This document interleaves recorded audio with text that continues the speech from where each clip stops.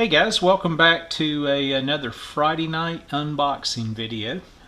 This radio comes to me from the same family that I'm doing that little radiola repair for. And again, you guys recall there's a lot of sentimental value there to the family, and this is the second set that they wanted me to look at and see if I can get operational again. My dad removed this from the cabinet for me, and I picked it up about a week back. And again, it's out of a console, a Philco, if I recall correctly. So let me get this thing opened up here, and we'll take a look at it. Anyway, I hope this one goes as quick as the last one. Again, it may be more of a repair versus a restore, but we'll have to look and see what kind of condition everything's in. I can see right now there's a big speaker here.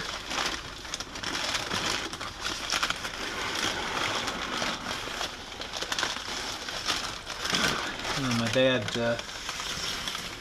wrapped it up here. So hopefully that tape there is not sticking to the speaker cone, and when I remove it, it rips. It looks like it's very fragile anyway. But good size speaker here. Here's the model number if that's showing up on camera. So let me get this off to the side here, then we'll take this bubble wrap here out and go ahead and start inspecting the chassis and see what we got. So at least according to the tube carton here, a 7 Charlie 6. I don't know if that's an extra tube or what the deal is with that, but I'll get that out of the way. And same thing here. Hard to read. Looks like a XXL tube. Let me get that out of the way. Let's see if I can get this chassis out here.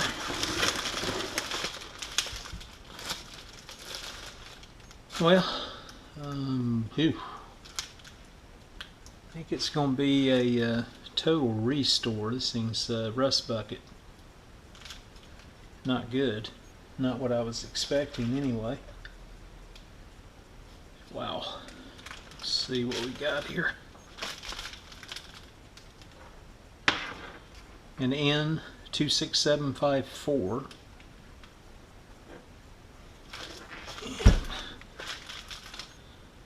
There's a Philco marker on it.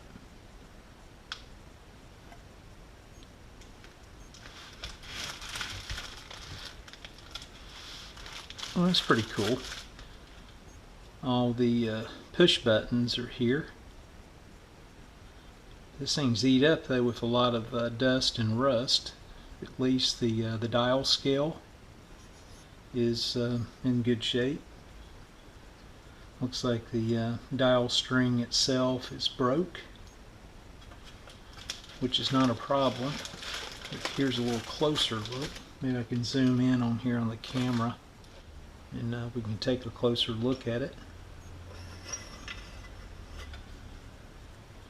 It's a very long cord, and I can tell here, you can see it's been spliced at some point, all dry rotted, and looks like somebody just tacked on a extension cord at some point in time. So let's see at the tubes here. Let me see if I can just flip this thing over and not do any damage here to this area. This tuning condenser, what a mess that is. That will definitely have to soak in evaporust, and I can see here too the rubber washers are completely dry rotted, and this thing's got a lot of rust on the frame. So I've seen worse, so that'll probably clean up would be my guess, but definitely going to take some TLC to make that happen. Well, it doesn't look too bad here underneath. Let's see if I can set it here safely and not do any damage. let me get something here just to prop this up underneath the transformer so I'm not putting any weight on these tubes. You know, it doesn't look too bad. I've seen worse. So wiring looks fairly good. Cloth covered in this area. Looks like some old rubber here. I don't see where the insulation itself is falling off. Transformer here. Your typical Philco block capacitors. I've worked with those in the past, so not a big issue there. And not many of them in there. Actually, just looking at this radio, very few caps really. You see some wax and paper.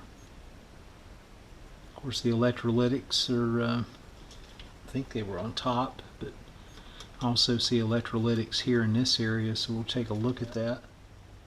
Some of the soldering here looks odd in my opinion. In this area, it looks fresh and sloppy. So I'd almost bet this particular coil right here has been out of the radio at some point in time. It looks like somebody's had a soldering iron just about on every connection point. So that's a little concerning. Anyway, that's what we've got underneath.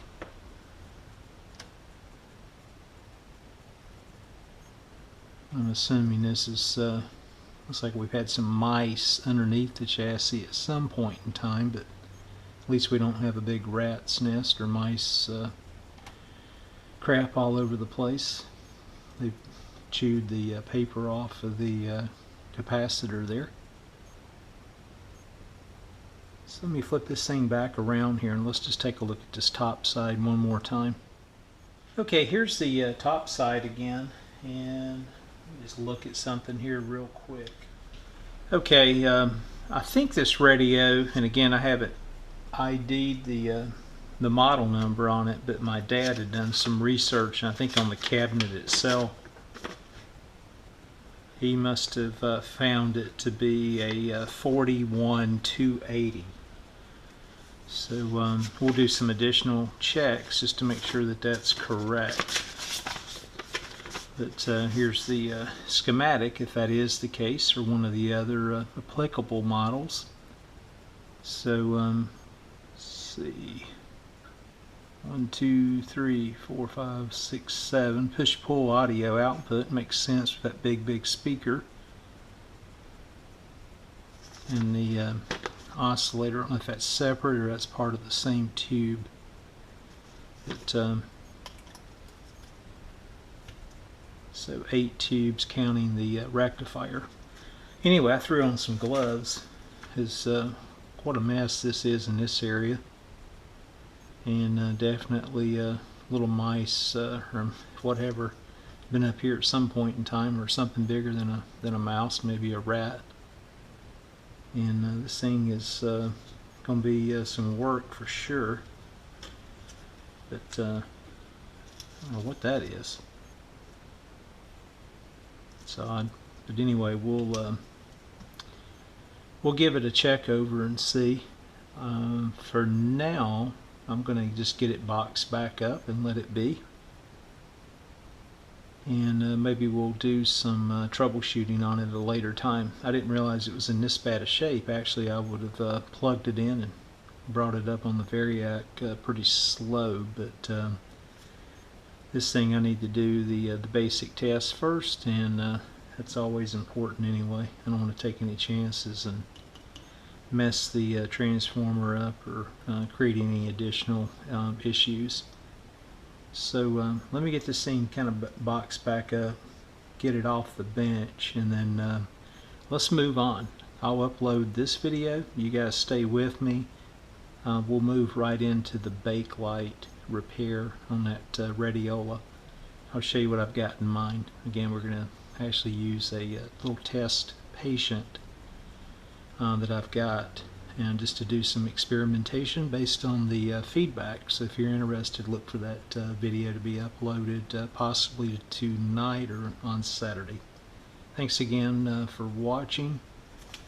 Again, on this field coat, which again I believe to be a model 41280. More to come on this down the road.